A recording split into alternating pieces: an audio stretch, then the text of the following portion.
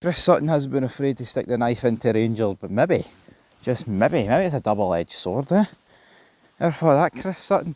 Like I said in the video earlier, maybe just later on tonight, even though it's the morning after the night before here, folks, but damn, I'm walking here. 23 minutes past 3 with a Jakester. See the amount of spider webs, man, that are doing like paths at this time. Public paths, like, they aren't even narrow. It doesn't even make any sense. There's like 8-legged freaks or something anyway. Less about that and more about what I was going to say. I said maybe Carrat will spark a surprise tonight, and maybe Chris Boyd will have some ammunition for once, and he did. Chris Boyd actually posted on Instagram, Borat, laughing. So Chris Boyd was a happy man. But obviously Chris Sutton took to Twitter and he had to voice his displeasure. He wasn't very happy. Of course, what went down with his beloved team.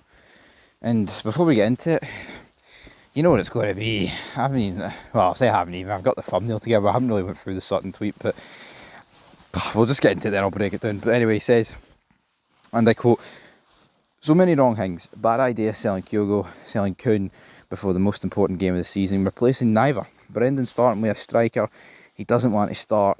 Tierney not lasting, and Scales playing at left back. Failed to prepare to fail." Yeah, I keep saying that.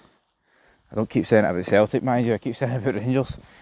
Failed to prepare to fail, and it's bang on the money, right? Now, in terms of what's he right about, right? He says it's a bad idea selling Kyogo, right? I agree, because Kyogo literally got hyped up as the best since Larsson, and whether you agree with that, it's definitely in the conversation, and therefore getting rid of him's bad. But the plus side was that you brought Jota in, but then, and I think that's the problem. If Jota wasn't injured right now, Maida would be playing through the middle, and things might not look as bad as they seem. But the reality is, it's not went according to plan in that regard. So unfortunately for Celtic, they've got rid of Kyogo, but then they could have brought a striker in January. I mean, they got 10 million, but then they just spent 10 million on Jota. And I'm not saying Jota was bad, right, in the wee period that he had last season before he picked up the injury, but I think when push comes to shove at the end of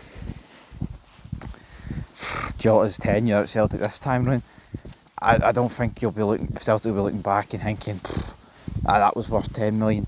Now, on the flip side of that, spent 11 on Engels, who people are saying average or best. I seen Pi and Bovril say he's average at best, and I think he's a St Mirren fan, but some people say he's a Celtic fan, so I don't know. And obviously Adam Adea is getting pelters from every corner. I tell you what, man, people can laugh, people can joke. What's the Jambo Bear been saying pretty much this entire time? Jambo Bear's been bang on the money, man, about Adam Adea. He's been absolutely bang on it. He's been at him since day one. You know what? There might be a bit of truth to the pudding. But yeah, I mean, he says selling Kuhn before the most important game of the season. I think he's referring to selling Kuhn before these games against Kairat, like the Champions League playoff. But at the same time, it's like, what are you supposed to? You just want to just hang on to Kuhn? I mean, Celtic do not need Nicholas Kuhn to defeat this team. Would he help? Yes, but needs a necessity, and they don't need. I mean, if Celtic turn up with their best players, right, and Rodgers sorts it out with this current crop of players, they should be beating this team, man. This team like ranked 311 for something in the world. They've got a combined total transfer fee of like 12 million. They're no good. I mean, I think they've made it to European League stage / group stage football once before. We're not talking about world beaters here, man. I mean, we're talking about a team that most people hadn't heard of a couple of weeks ago. And, I mean, even despite a couple of weeks of being announced as Celtic's playoff opponents, a lot of people still don't know. So, I just don't really understand this whole fantasy, about, oh, we needed to spend money. I'm not saying Celtic shouldn't have spent money, they should have, right? But you don't need to spend 40 million to beat this team. You don't. And I think people can accept that. He says Brendan starting with a striker he doesn't want to start. Well, then you know what, man? I'm not saying he wants to start him, because he probably clearly doesn't. Start Johnny Kenny. Start Callum Osmond. I mean, people will say Big Adam's pish and Johnny Kenny's pish.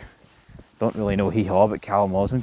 You try to tell me Callum Osmond would be much worse than what Big Adam's put on the last couple of games. Of course he wouldn't, man. Of course he wouldn't. And then he says about Tierney doesn't last and Scales has to play at left back. Well, you know, that's the risk you take with Kieran Tierney. You knew he wasn't going to be fit. I mean, and I'm not saying Kieran Tierney's... But, who knows? Maybe this is as good as Kieran Tierney's going to get. Give you 60 minutes every week, which is obviously better than nothing, but it's hardly what you would have signed up for. Ewan Cameron responded and said, Brendan's starting a striker he sanctioned to buy for 9 million. And then people are like, oh, he didn't sanction it. Brendan Rodgers wanted Big Adam, right?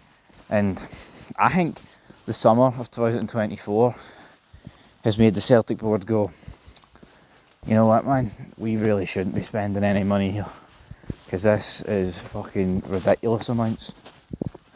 And it's not like they're ripping up trees and causing all sorts. I mean, they're not doing that. So yeah, folks, leave your thoughts down below. Chris Sutton, no happy about what's happened to his team. I mean, I feel the frustration.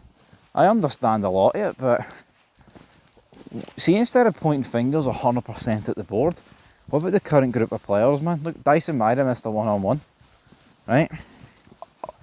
Nygren felt like the only person doing anything. Hatate was rank rotten. Cal McGregor wasn't good enough. And I thought Brendan Rodgers, he got the subs at half time right, which can be more than be said for one manager in the last couple of days. But yeah, leave your thoughts down below.